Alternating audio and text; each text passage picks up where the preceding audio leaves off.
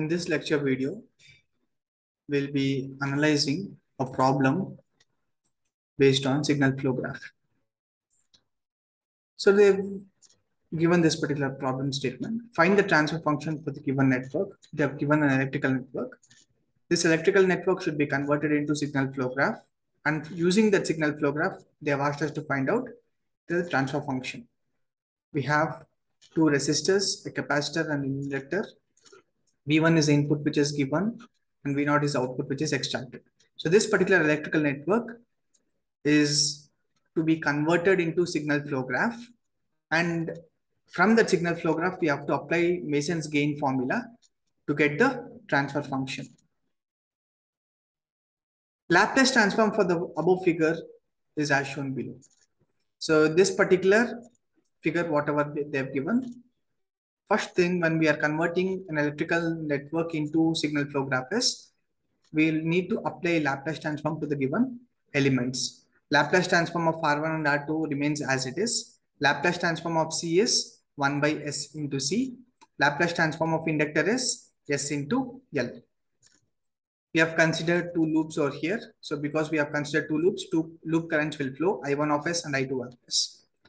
And we have considered one node voltage V1 of S here. Input voltage is Vi of S, output voltage which is extracted is V0 of S. Let us assume that the network variables are alternatively chosen as loop currents and node voltage. So we can consider the network variables as I1 of S, I2 of S, and V1 of S respectively. So that is what we have done over here. Equations by analyzing the horizontal and vertical branches is as shown. So we can get to know what is the value of this I1 of S. This current I1 of S equals V1 of S, sorry, Vi of S minus V1 of S divided by R1. By applying branch node voltage method, we can get to know this. By applying node voltage method, we can get this expression. So I of S, I1 of S is equal to Vi of S minus V1 of S divided by R1. Let us consider that as equation number 1. Similarly, let us find out what is I2 of S. So this I2 of S will be equal to here V1 of S minus V0 of S divided by R2. V1 of S minus V0 of S divided by R2. Let us consider that as equation number 2. Similarly, let us find out what is V1 of S.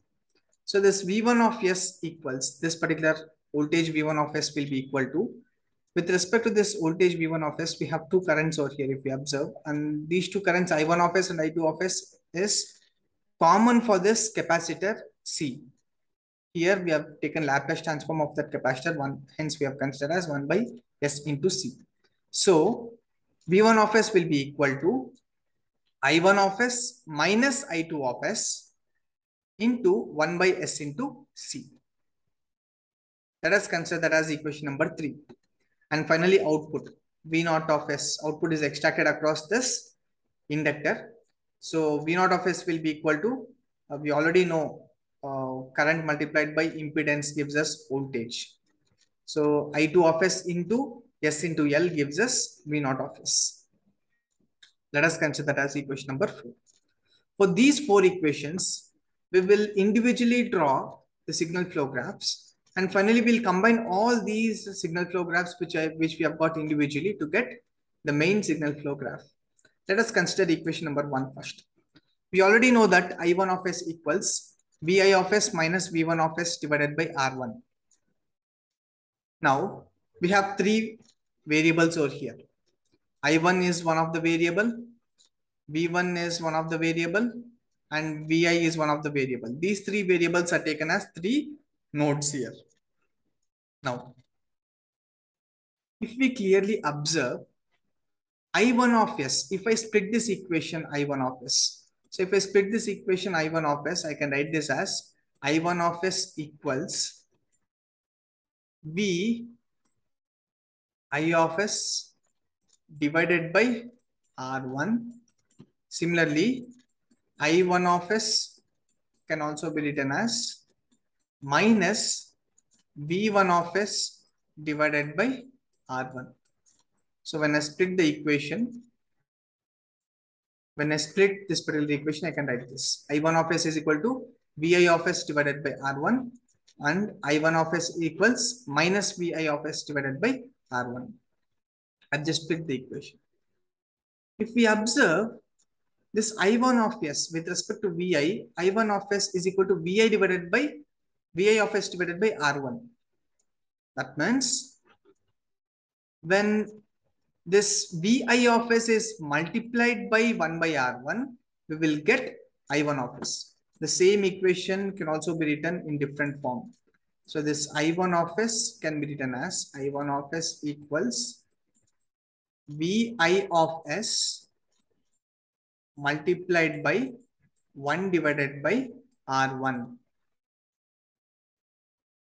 The same thing is been written out here. I1 of s equals Vi of s multiplied by 1 by R1. So when Vi of s is multiplied by 1 by R1, the equation which we get is I1 of s. That means when if we don't have any summing point out here, that means we have to multiply.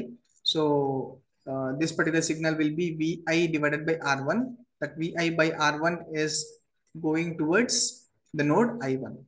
That is obtained from this particular equation.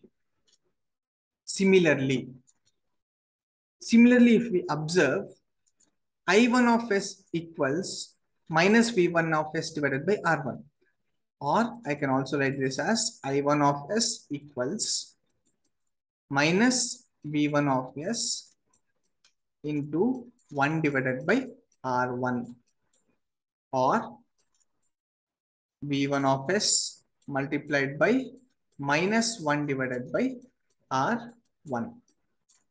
The same thing is been replicated out here. So I1 of s is equal to V1 of s multiplied by minus 1 by R1. So the signal flow graph, the flow will be from V1 of s and it will end at I1 of s. And the gain with respect to that is minus 1 by R1. So this is how we draw a signal flow graph for an equation which is given to us. So this is for the first equation. Similarly for the second equation. So the second equation is I2 of s is equal to V1 of s minus V0 of s divided by R2. So there are three variables again here, V1 of V1, V0 and I2. So this I2 can be written as V1 divided by R2, and I2 is equal to minus V0 divided by R2. So with respect to this I2, we have two voltages over here, V1 of s minus V0 of s divided by R2. So with respect to this I2 node, this V1 should be multiplied by 1 by R2 and it should flow towards I2 node. Similarly, V0 should be multiplied by minus 1 by R2 and it should flow towards I2 node. Same as the previous equation, whatever we have done. So this is for equation number 2, signal flow graph for equation number 2. Similarly, signal flow graph for equation number 3. So equation number 3 is V1 of s equals I1 minus I2 into 1 divided by s into C. Let us consider those three variables here, I1, I2 and V1. So this V1 will be equal to I1 of s divided by s into C and minus I2 of s divided by s into C. When we multiply this, when I multiply this 1 by s into C with respect to this I1 of s minus I2 of s, we'll get that equation. Now, this V1 of s. So let me elaborate and let me explain this. So this V1 of s will be equal to I1 of s divided by s into C. Also, V1 of s will be equal to minus I2 of s divided by s into C. The same thing is being written over here. This V1 of s equals I1 of s divided by s into C. That means I1 should be multiplied by 1 by s into C. The same thing is done over here. That will flow towards V1 of s. Similarly, I2 of s should be multiplied by minus 1 by S into C, and it should flow towards V1 of S. The same thing is happening over here. I2 of S is multiplied by minus 1 by SC, and it is flowing towards V1 of S. So this is signal flow graph for equation number 3. Similarly, equation number 4, you already know what is equation number 4. V0 of S equals I2 of S into S into L. That means V0 is equal to I2 should be multiplied by S into L to get V0. So we have chosen two variables over here. This is I2 and this is V0 node. This V0 is equal to I2 multiplied by S into L, and this flow should be towards V0. This is for equation number 4. Now what we do is, these 4 signal flow graphs, whatever we have got, that will be combined. So when we combine all the 4, we'll get the signal flow graphs as shown. Vi is the input node, V0 is our output node. Now, by using the signal flow graph, we have to apply Mason's gain formula to obtain the transfer function. We already know what is meant by transfer function. The Laplace transform of output to the Laplace transform of input gives us transfer function. So V0 divided by Vi should be found out. There is only one forward path over here. So from source node to sink node, there is only one forward path. Hence K equals 1. So that forward path gain will be equal to T1 is equal to 1 divided by R1 multiplied by 1 divided by S into C multiplied by 1 by R2 multiplied by S into L. So this S and S gets cancelled. So we'll be left out with T1 is equal to forward path gain T1 will be equal to L divided by R1 R2 into C. Because there is only one forward path, the transformations gain formula will be transfer function will be equal to T1 into delta 1 divided by delta. Next, we have 3 individual loops over here. So we have 3 loops, loop 1, loop 2, and loop 3. So because we have 3 loops over here, let us find out the loop gains with respect to these 3 loops. Loop gain 1 will be equal to minus 1 divided by S into C into R1. Loop gain 2 will be equal to minus 1 divided by S into C into R2. Loop gain 3 will be equal to minus S into L divided by R2. Next, let us find which loops are touching and which loops are not touching. If we observe, if we consider this as loop 1, this as loop 2, and this as loop 3, loop 1 and loop 3 are non-touching loops.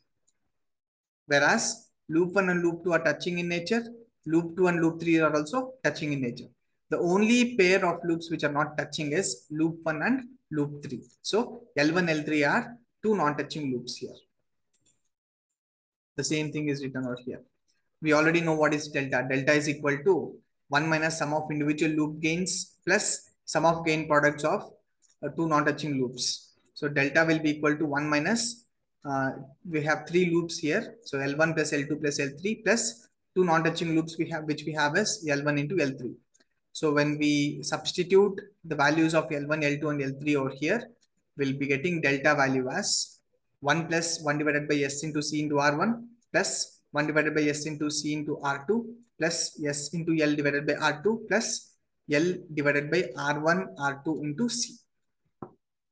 Now, to find delta 1, we already know that to find this delta 1, the formula which we use is 1 minus loops which are not touching first forward path. If we observe, there is only one forward path here and all these loops are touching that particular forward path. So because all the loops are touching the forward path 1, that will be equal to 1 minus 0. So 1 minus 0 will be equal to 1. So delta 1 is equal to 1. So because we have only one forward path, the transfer function will be equal to T1 into delta 1 divided by delta.